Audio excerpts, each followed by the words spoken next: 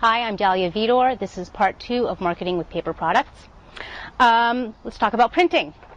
So, I believe that you can just walk into any business, printing business, and ask them if they can donate their services.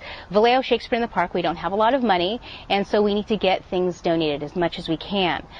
So one day I just walked into Minuteman Press, and I asked them if they could donate their services, and they said yes. And that was a great way for us to get some great marketing materials. So they print out for us, they print out our flyer, which is just on a 8.5 by 11 piece of paper. This works well as both a handout. It can be folded into 3s and sent out. It's also great in windows. It's a good size. 8.5 by 11 is a good size because it pretty much fits everywhere. They also do our 4 cuts for us. And these are great little pieces that that are very usable in many different ways. Now, ACT, they get a lot of things printed. So they have a big booklet that they print for their season, which has all of their information.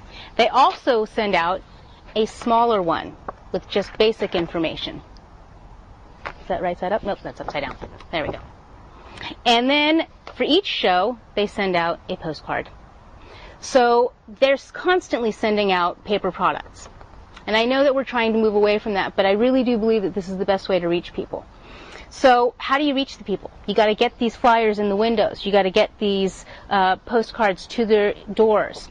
So just pound the pavement, which means you just go to a busy area where people are walking around shopping, and you walk into businesses and you ask them if you can put your flyers in the window. Don't put them in windows without asking. Often what will happen is they will be taken down, your company will get a bad reputation, and you will not be able to market in that area.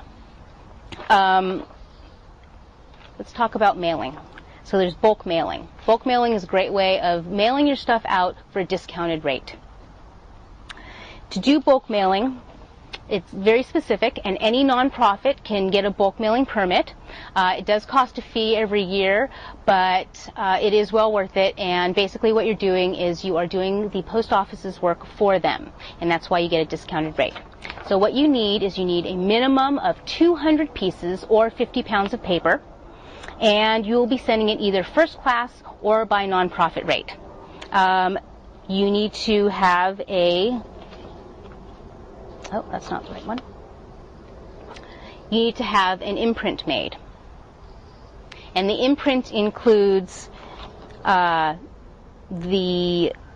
nonprofit organization. It says U.S. postage paid. It has the city where the permit is and your permit number. And that's very important that you get all of that information on there. The post office also wants you to put down return service requested. And that's a way for you to update your mailing list. If you do not have return service requested, you will never get these back. They will just be thrown away, and you will just keep sending them out to people that aren't going to be receiving them. What else? Then, so to do the bulk mailing, what you're doing is you are organizing all of the mail for the post office.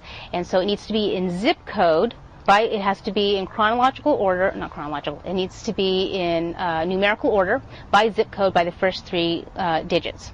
And when you do a mail merge, you have to remember that the mail merge lists them across and not down on a piece of paper, on the labels.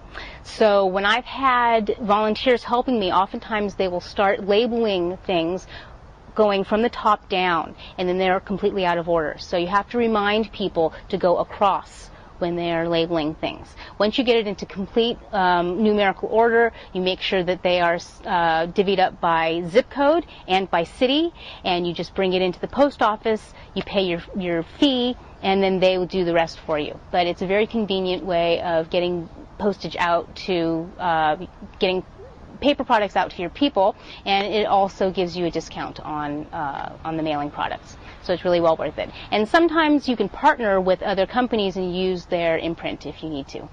And that's a great way of getting your information out to new audience members. Oh, so the ways that you can get addresses is you can either go through a mail house. Mail houses can collect, they get census information, and so you can get it by families with children or families without children, or two-family homes, or whatever configuration you want to send to in the city. You can also send it to every single person, every household in an area. You can purchase mailing lists from various companies. You can join the big list, which is called the census here in the San Francisco Bay Area, and that's where it's just a giant database of mailing lists, and you decide what you want, who you want to send it to, and they will give you the full list of all of the addresses. You can also trade with other theater companies. That was a big thing that we would do, is we would call theater companies and say, we'll give you our list if you give us yours. Oftentimes they will not give you their donors list, so they don't want to share that. They will delete those from their mailing list, but you will get the general subscriptions and all of their single ticket buyers. And that's a great way of getting out to new people as well. And once your piece, which is attractive and entices them into coming to see your production, they will want to come back.